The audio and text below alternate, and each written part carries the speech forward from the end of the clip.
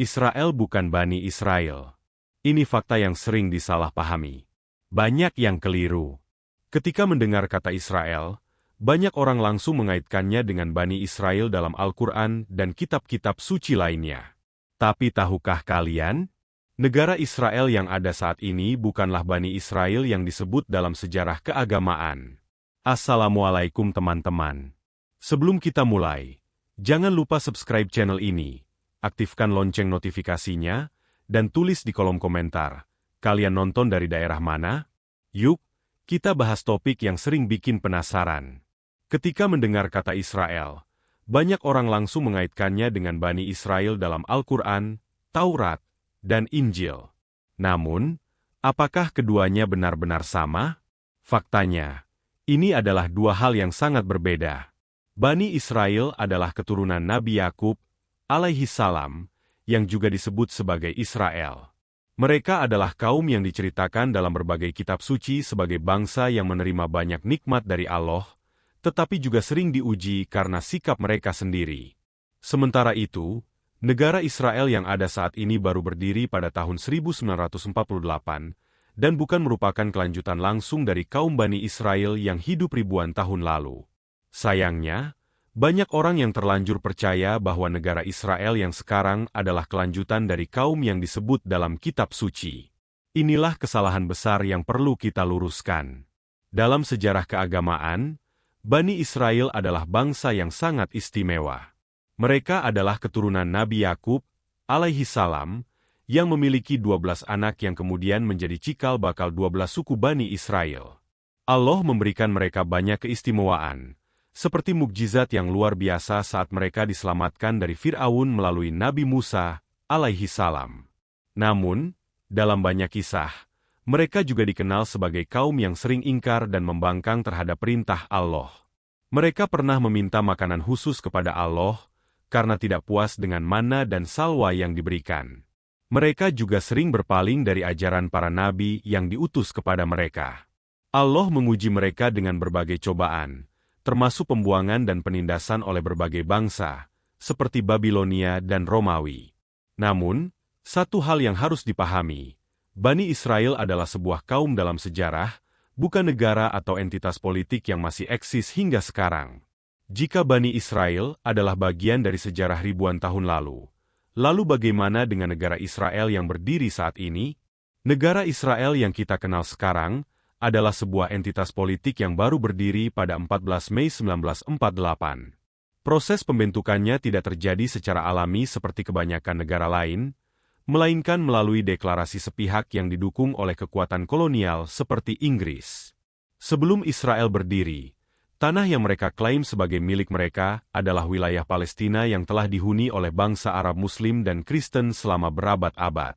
Namun, dengan adanya deklarasi Balfour pada tahun 1917, Inggris mulai mendukung gerakan Zionisme, sebuah gerakan politik yang bertujuan mendirikan negara bagi orang Yahudi di tanah Palestina.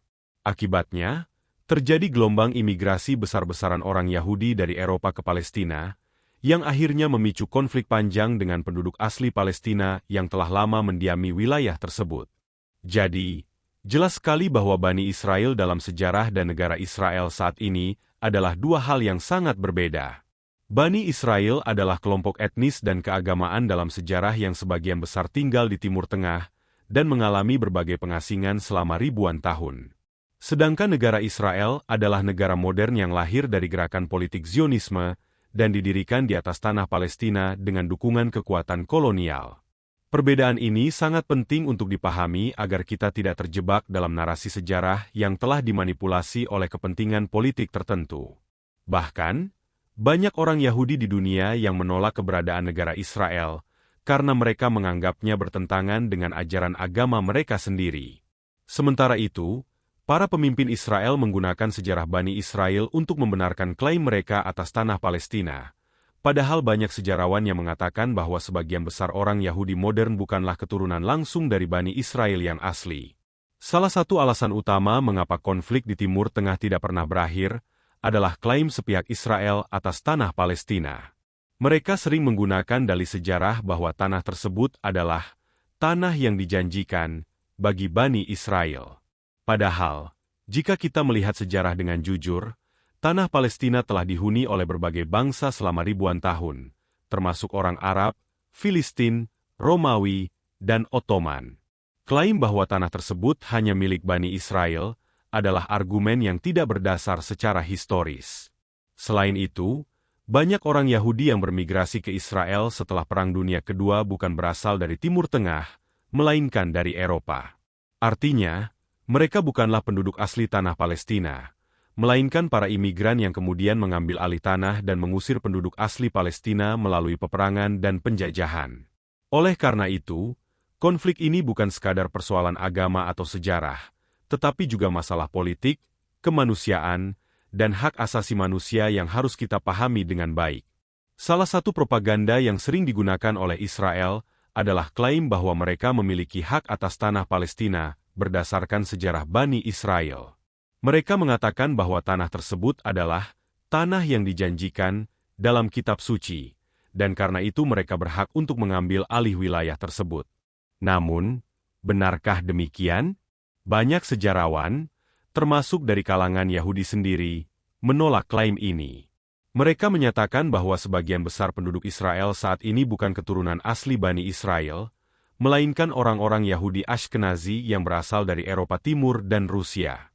Bahkan, penelitian genetika telah menunjukkan bahwa orang Palestina saat ini justru lebih dekat secara garis keturunan dengan penduduk asli Bani Israel dibandingkan dengan orang Yahudi modern di Israel.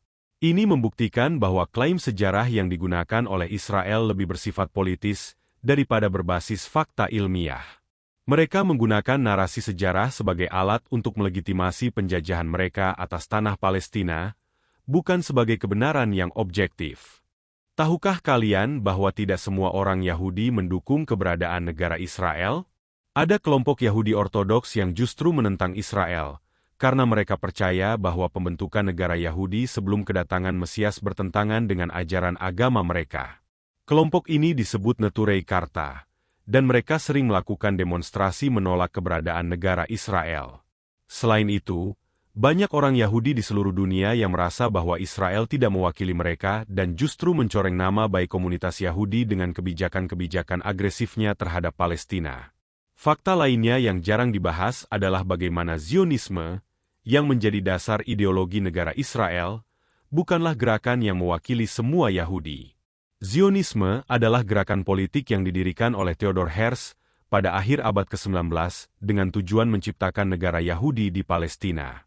Namun, banyak orang Yahudi yang pada awalnya menolak ide ini, karena mereka sudah hidup damai di berbagai negara dan tidak merasa perlu memiliki negara sendiri. Sayangnya, setelah Perang Dunia Kedua dan Holocaust, gerakan Zionisme mendapatkan dukungan besar, terutama dari negara-negara Barat, yang akhirnya memuluskan jalan bagi pendirian Israel di tanah Palestina. Sejak berdirinya pada tahun 1948, Israel tidak pernah lepas dari konflik. Mereka terus memperluas wilayahnya dengan mengusir warga Palestina dari rumah mereka, membangun pemukiman ilegal, dan melakukan berbagai tindakan represif terhadap rakyat Palestina. Akibatnya, perang demi perang terus terjadi, termasuk Perang Arab-Israel 1948, Perang 6 Hari 1967, Intifada, pemberontakan rakyat Palestina, hingga serangan-serangan Israel ke Gaza yang terus berlangsung hingga saat ini. Yang membuat konflik ini semakin rumit adalah dukungan penuh yang diberikan oleh negara-negara Barat, terutama Amerika Serikat, kepada Israel. Dengan bantuan militer dan ekonomi yang besar dari Barat, Israel semakin berani melakukan tindakan agresif terhadap Palestina tanpa takut mendapatkan sanksi internasional. Padahal, banyak resolusi PBB yang telah mengecam tindakan Israel, tetapi tidak pernah ada tindakan nyata untuk menghentikan kejahatan mereka. Situasi ini menunjukkan bahwa konflik ini bukan hanya masalah antara Israel dan Palestina, tetapi juga melibatkan kepentingan geopolitik global. Karena propaganda yang begitu masif, banyak orang yang salah paham tentang konflik ini.